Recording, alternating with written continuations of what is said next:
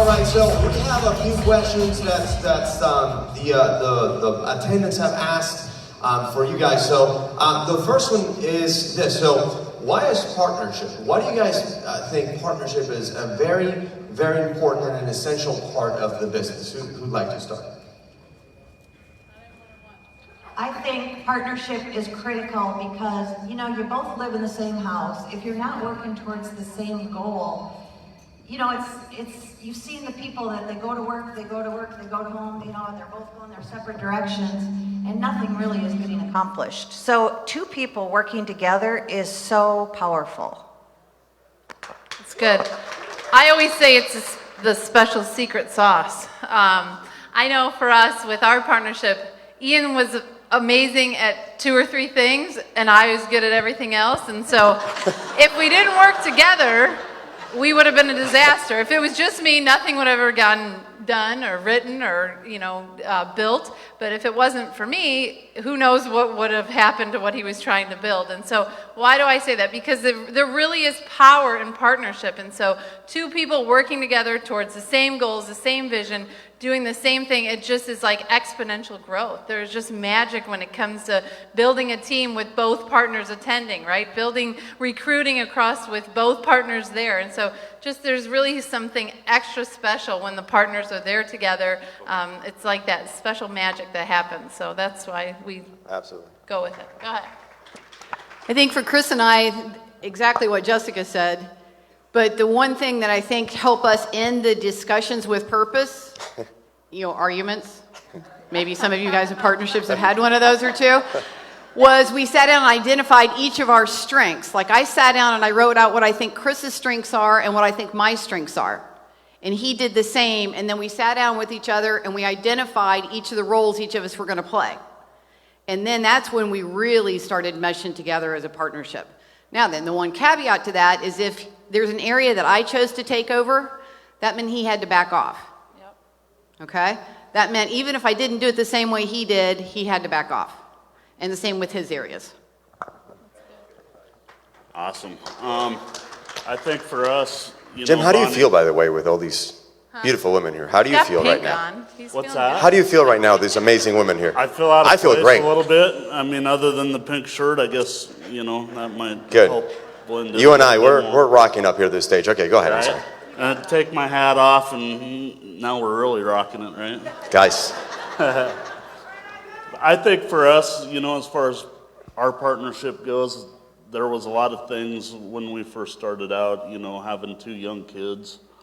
Bonnie was always out in the field, so I know maybe some of the partnerships don't really look the same as what ours did, but a lot of the things I had to do was just pick up what she would do, you know, like I would get off work, 12-hour shift or whatever, come home, cook supper for the kids, have to put them to bed, you know, and always answer them questions, where's mommy at, when she was out on appointments late, you know. So I just being there and helping out wherever you can, I think it's really important. Absolutely. That's awesome. And partnerships, obviously, they come in all shapes, right? In all ways. And some partners stay home, some don't. That's phenomenal.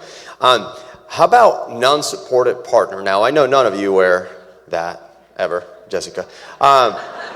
But I've just heard their stories. I'm just saying. But you know, so what do you do if you have an unsupported partner, or maybe if you've been one of those non-supported partners? So how do you fix that? What would you recommend to improve that situation for anyone here who's done that, or who's that person maybe? I guess I will start, since I was the unsupportive partner to the best degree of possible out there. But you know, one of those things that Ian made sure he didn't do is he didn't ever push me. He never pushed me to do it or come, or he invited, but it was never something that was pushed in my face, like you need to do this, or you should be doing this, I'm doing this, or he let me be, which is great advice. So if you have an unsupportive partner, kind of let them be and just show them what you're worth, right? Show them what you can do. Show them the magic of Primerica. And that's really what Ian did. And at the time, magic came in dollar signs. And so I was like, wait a minute, I like that $1,000 you're making, so I don't want you to quit. So I kind of stepped back and said, okay, keep doing this, I'll not nag. And so that's the first thing, is make sure that you're showing them that you're serious, right? The biggest concern for an unsupportive partner, and which was my concern, is I don't know if you're really just wasting time and taking that time away from me or us, or at the time family. And so you need to go out there and really do it. Do it, show them that, you know, what you're trying to invite them to or get them to come to is worth their time and is worth the investment. And so that's really what Ian did. He put actions behind his words or his requests, and he started making money and saying, hey, look, this isn't just some thing, this is the thing, this is it. And so once I saw that, I finally gave in to an invite, and then, so that would be the second thing, is try and let them see what you're doing, right? Not just show them that you're making money, that you're serious, but show them the impact. Right? I started to listen to the crusade stories, and I started to listen to some of the things, and I started to see the dreams of, hey, us making money and building this together, there was possibility. And so those three things of just, you know, hey, him not pushing me, and then, you know, showing me action, but then also showing me possibility and showing me why. Why is he out there doing this? Because of families, because it matters, because they need him. And so those were things I was like, wow, I'm now proud to say that my husband's doing this or my partner's doing this. And so that was a big key for me. Nice. I think Bill Arender said it this morning, you know, you need to pray into your partner and ask God to bring the two of you together and really build this thing together. One of the things that we did when we first started the business, we didn't have kids. And so, in fact, we weren't even married, and I was going on, our dates were KTs. And so, I think Wow, that Jim. is a key, though. If you get your partner out on KTs with you, that is really, really important. You have to set some ground rules, and number one is the partner does not open their mouth at all. Jim used to say, he who speaks first loses, and he would like go in for the close, and I'd go, whatever, and he's like, oh my God, you just blew that for me, you know. So as the partner at the kitchen table, you just have to smile and nod your head and, you know, do that. But that was really important for us, is that I went out on a lot of KTs with him, and I got to see what this company was all about. And at the time, I was working for a financial planner, so I would go back to the office and like poll people and say, well, what'd you do for that client? And then I would take the same circumstance and I'd go to Jim and I'd go, what would you do for this client? And, you know, I just started to see that Jim's clients were so grateful for what he was doing for them.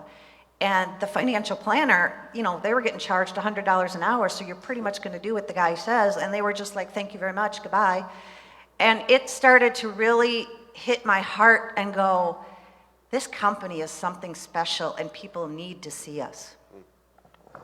I would dovetail on what Julie said. I would go on appointments with Chris, same thing, never spoke, but I might get on the floor with the kids so that I could keep both the husband and wife at the table, so they would both stay engaged in the presentation. And then the other thing that does is it's a couple coming over versus a salesperson coming to call, okay? And it kind of changes the whole flavor of the appointment. So I think that part's huge.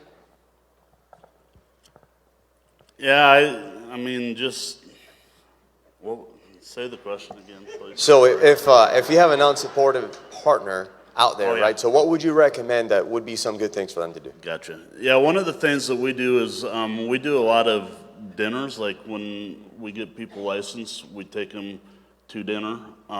Obviously, we're not as big as Chris and Elizabeth or Ian and Jessica, so we can still do that. But that's a time for me to actually talk to the partner and kind of get them supportive with, you know, letting them know, like, hey, this is the real deal, and, you know, you need to be supportive of your partner here and try to get them on board. Also, we do dinners at our house, so that's another occasion where I can sit down with the partners and just kind of, you know, get with them and let them know kind of some of the things to help support, because I mean, without a supportive partner, you know, my biggest role with Bonnie was to pick her up whenever, you know, not that there's a lot of times where people were down, but like she failed a test 3 or 4 different times. And so like one example was she went and took her 6, failed it, but she had her 63 scheduled right afterwards. She come out, and I had to pick her up and say, go back in and take that test and pass the 63. So I think lifting them up. Right, that's awesome. Awesome, great. Last and not least, guys. Can I interject Yeah, real absolutely. quick? Yes. Now, just for the record, if you tend to go out on an appointment with your partner, make sure they know it's an appointment. Because in the beginning, Ian and I took me on some of those appointments, and they weren't so much appointments, but we're like, are you ever going to talk about the business? So make sure it's set up like an appointment. Do you ever go on any of those? You're like, are we going to watch Law and Order forever? You're like sitting there, like, is dinner ever going to end? Are we going to talk about Primerica? And Ian would be giving me the look, and I'm like kicking him under the table. So this was very early on, but just make sure they know it's a KT and a real appointment, not a double date. You don't want to get in trouble there. Nice. Very valuable. Done that. So, lastly, what are some good books, some good audios, something that you guys can recommend for partners that would strengthen that partnership, that would help out to make sure that both people are kind of on the same page? You know, the first book that really turned me around was The Power of Positive Thinking. Is that what it's called? By Norman Vincent Peale. And I had taken my kids to swimming lessons, and I was an A-type personality, and I was like, oh my God, I gotta do something. So I opened the glove box, and that book was there, and I read it, and I went home. I was like, Jim, have you read this book? It's really good. And my current book right now is Girl, Wash Your Face. For any females out there, oh my gosh, she gets like in your face, and it's all about how you talk to yourself and what you're thinking about, and that is so important in how you help others. Cool. The Norman Vincent Peale book is like a textbook. Daryl Taylor said it's one you should read like every single year. It is a phenomenal book. If you've not read it, you need to read it. Another one is Atomic Habits. Incredible. Okay, and from the marriage standpoint, because you've got to, just like you're working on your business, just like Bill Rinder just talked about, you learn about money, you got to learn about your business, you got to work on your marriage. Okay, so 5 Love Languages, if you've not read that, and if you don't implement that, you need that one. His Needs, Her Needs by Hartley. Love and Respect is another one. I can't remember who the author of that one is. Chris says the new book coming out is His Needs, His Needs. I don't think that's going to make it, but I help him co-write that book. It's 1 page.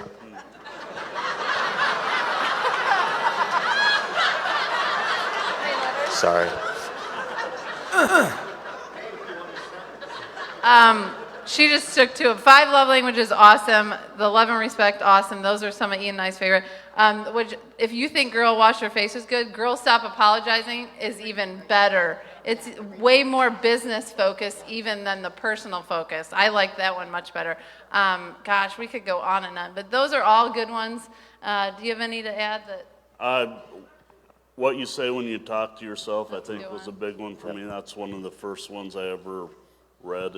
Maybe not so much on partnership, but, and then also just finding somebody out there, a partnership to kind of look up to. I mean, we've always looked up to Chris and Elizabeth, but also Mark and Sandy Yazapovic. They did a School for Christian David that's on SoundCloud. There's like 2 different recordings of it. One's Mark and one's Sandy, but listening to that and just Sandy talking about how Dennis and Sean kind of helped them through things, I think was pretty big for me. Yeah, Awesome. the home office, if you go on POL, they have a whole partnership tab, and that really has lots of great audios that you can listen to, past recordings of conference calls with some of the top partnership leaders in our business, and all different looks. Like, right, we have a few representing up here, but it could be mom and dad, or mom and sister, or brother, dad, or whatever the situation is. You will find much more variety of different partnerships on POL if you go on Primerica Online, and you can sit there and listen to them or watch them or whatever it is. But YouTube, Jan Lamarck was one of my favorite when I started in the business. If you go on and it's an old one, but she's on YouTube, and that's like top notch. I mean, even go back and watch our, Angela Williams. She has a bunch of just wonderful, wonderful partnerships that you can look up to and listen to their audios. And so much is at our fingertips, which is really amazing. So I really encourage you guys to do that. Would you guys say it's just as important for the main agent to also, understand the value and the what the partner really represents, what the role is, like the main agent, because as you're saying, like if I push, you're gonna go back, right? Yeah, I mean, I think it's important that partnership we teach it on a main stage on Friday nights, because it's not just the partners that should learn, but the agents need to understand, the value of their partner and what could be and how to incorporate them. And like Elizabeth was even saying, like knowing that, hey, if I'm letting you do this, I stay out and let you do this, right? We have a lot of the headbutting or whatnot, but yes, it's very vital for both partners to realize how important each other are in that partnership. It's not just the writing agent, the business, or the other person or whatnot. It's together that it really works. I think one of the things that's helped Chris and I over the years, and we say it every time we're in front of a group, is when I first got married, scheduling a date didn't sound romantic at all, but not having a date didn't sound romantic either. So for the last 30 years, we have made sure every single week we have a date. Now we have, every morning we sit and have coffee together for at least 30, 45 minutes every morning. And then we have our quiet time with God and then get our day going. In other words, we're giving each other the best of our day. And going forward, we also still have a date night. But schedule that time so you're not giving your leftovers to your partner. Okay? Now you're probably going to talk about the business, but at least you guys will be on the same page. Okay? That's right. Cool. Any last remarks that you guys would like to share with this awesome group today? I mean, I guess for me, being a supportive partner, I'm 48 going on 49, and because of the business that we've built, I no longer work. I'm basically retired. Obviously, I've picked up, as we've went along through our journey with the business, I've picked up more things at the office, different things that I help out with as far as, helping people study and getting them through the different processes. I may not be out in the field like Bonnie is on a day-to-day basis, but kind of the back scenes type of person. And, because we've built what we built, and me being supportive, that's why I no longer have to work. So that's good. And real quick, I'll just leave you with this. I know every event I ever went to, I tried to say, what is one thing I can take home? What's one thing I can go home and do different and apply to our partnership, my life, our marriage, whatever it is. And so I encourage you, if you're a partner in here, what from, yesterday or all day today, write down one thing at the end of today and say, you know what, I'm going to do this, whether it's get licensed or don't nag or show up to meetings from now on, or I'm going to prospect or whatever it is. Find one thing and leave here and really work on that one thing, because sometimes it seems overwhelming that, oh, she's so awesome or he's doing this, but no. You take one thing and get better at it, and you'll be absolutely amazed at what you get out of that as you work together to grow your business and build big things. So I thank you guys so much, and we'll see you at the top. Absolutely. Thank you guys. Give it up for this amazing panel. I can make your hands